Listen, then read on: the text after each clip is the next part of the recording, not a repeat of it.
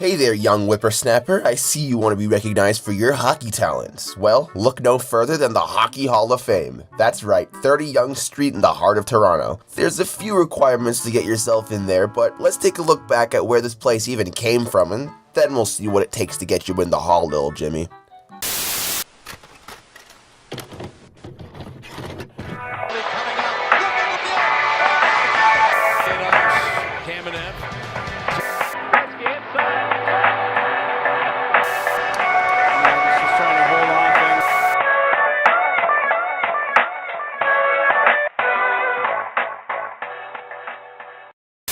Here at the Hockey Hall of Fame, we celebrate the game's evolution and enduring heroes. Now, the Hall of Fame, in my honest opinion, was a passion project of James T. Sutherland, one of the former presidents of the Canadian Amateur Hockey Association, who at the time was the governing body of amateur hockey in Canada. Once Sutherland saw the National Baseball Hall of Fame and Museum open up, I guess you could say it inspired him to make a Hall of Fame just for hockey, and wanted it to be in Kingston. Yeah, the original plan that was even backed by the NHL was for it to be in Kingston because that's where Sutherland believed hockey was born. The history of hockey is a video on its own, but the idea of a Hall of Fame never died in Kingston. In 1965, what was then known as the International Hockey Hall of Fame opened its doors. The hall has been called the original Hall of Fame since 2013.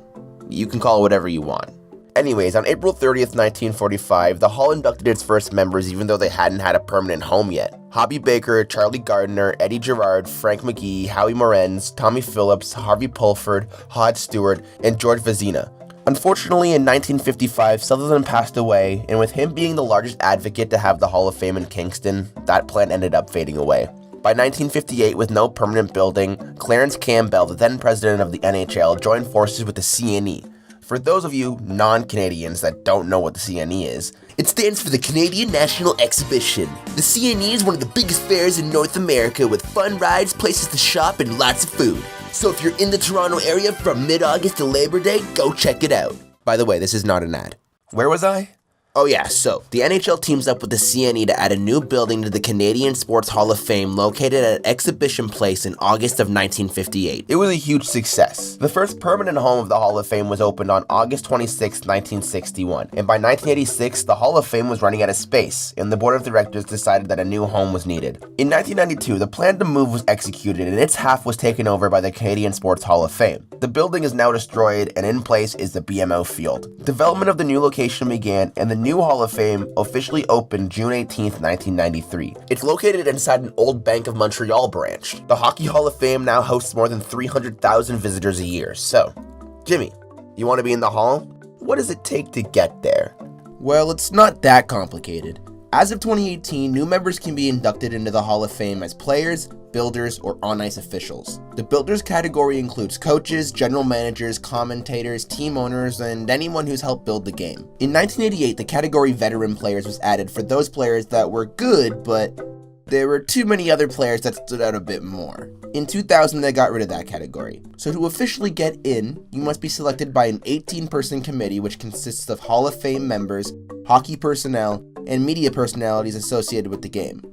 Each committee member is allowed to nominate one person in each category per year. Eventually, when they get together to vote, any nominee with the support of 75% of the members is inducted. There can be a maximum of 4 players, 2 builders, and 1 on-ice official inducted each year. If you're a player or referee, you must have been retired for at least 3 years before you can be considered. If you're a builder, that doesn't apply. The only exceptions are Dick Clapper, Maurice Rocket Richard, Theodore Terrible Ted Lindsay, Red Kelly, Terry Sawchuk, Jean Beliveau, Gordie Howe, Bobby Orr, Mario Lemieux, and the great one Wayne Gretzky. The waiting period was waived for all of them. Male and female players are considered for induction separately, and a maximum of 2 women can be inducted as players per year, so the odds are less in your favor. Sorry.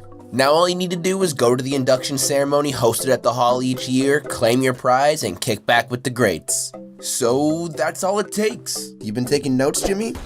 Well, it doesn't matter. You might as well just come with me to the Hockey Hall of Fame. Yeah, I'll show you some of the most interesting stuff that's there, because I went there a couple of weeks ago. You can call it my treat.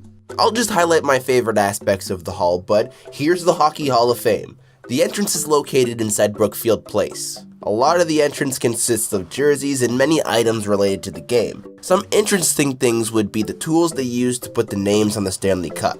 They would have a chisel with a letter on the other end and would hammer the letters in place. Or this display about Willie O'Ree, one of the first African-American players who helped change the game. Fun fact, he was part blind in one eye when a stray puck hit him in the face. He kept it a secret for years. I really like this close-up look at some of the Stanley Cup rings through the years. Just think that somewhere out there, a player that you like, or hate, has one of these. My favorite part of the entrance is a poem written by center Kevin Adams after he and the Hurricanes brought home the cup in 2006. It's that time of year to recite a few lines, cause we spent the last 2 months chasing the big prize. We're brothers for life over this special bond, the dream we all shared as kids on the pond. As we leave for summer, just think every day, we're Stanley Cup champions, and no one can ever take that away. Beautiful, isn't it?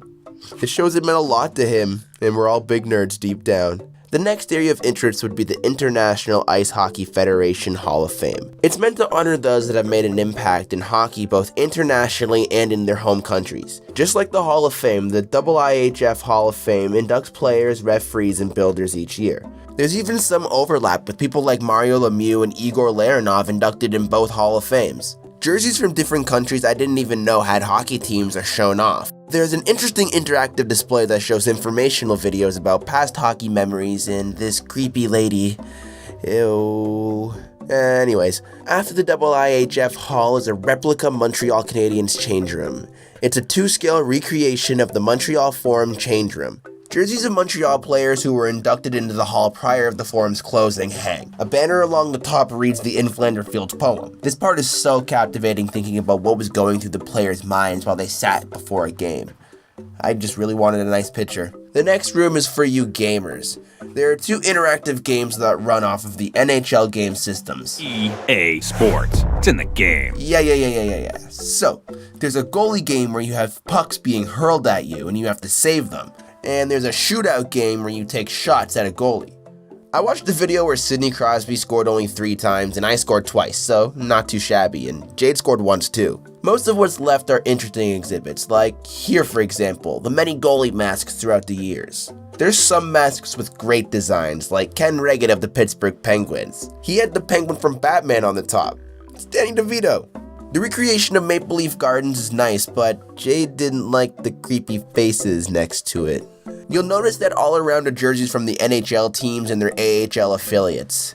I spent a while trying to find the Marlies because we love the Marlies, right guys? Calendar Cup champions. Everybody always has to show off Wayne Gretzky, so in this case it's his 802nd goal, net and all. Me and Jade caught this movie called Stanley's Game. It had these 2 teams going against each other and a mystery man coming to watch. It was a little underwhelming, but still kind of funny. The movie can be cringy, but, you know, for what it is, it was actually kind of funny. And the hockey scenes throughout the movie were actually pretty good. Trust me when I say I didn't even scratch the surface of what you can do at the Hockey Hall of Fame.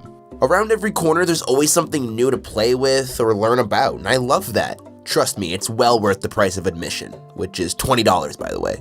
Now, the piece de resistance. Here, we have a picture of Lord Stanley. Looking good, my dude. And a nice picture of the Stanley Cup champions is located before the trophy room, but without further ado, the Great Hall. Many of the trophies that have been handed out through the years are located here. You've got the Hart Trophy awarded to the player most valuable to his team, the Conn Smythe Trophy for the MVP of the playoffs, the Clarence Campbell Bowl Award to the Western Conference champions, and here's, ladies and gentlemen, is the Stanley Cup. The original one, that is. Yeah, that is the Challenger Cup, which stopped being used. Before the NHL, the cup was donated by Lord Stanley, and any team that wanted to challenge for the cup could, and winner takes home. And now here is the Stanley Cup. It's just so cool to stand next to the cup, and yeah, I know there's other Stanley Cups, like the replica cup. I'll just add that video to the list. But just being here is amazing in itself. Something I find funny are some of the mistakes written on the Stanley Cup. When Toronto won in 1942, they engraved Walter Turk Broda's name twice, once as Walter Broda and again as Turk Broda. For the 1937-38 engraving, Pete Pelagio's name was engraved twice, first as just Pelagio and second as Pete Pelagio. The Hall is celebrating both its 75th anniversary since its inception in 1943 and its 25th anniversary in Brookfield Place this year, which is 2018 for the future viewers. And to me, the rich history this place holds is amazing. Going once doesn't feel like enough time to soak in all the information or beat the high scores. So Jimmy, I wish you luck. And even if you're not on the cup, I hope to at least see you in the Hall. Go on, make some history.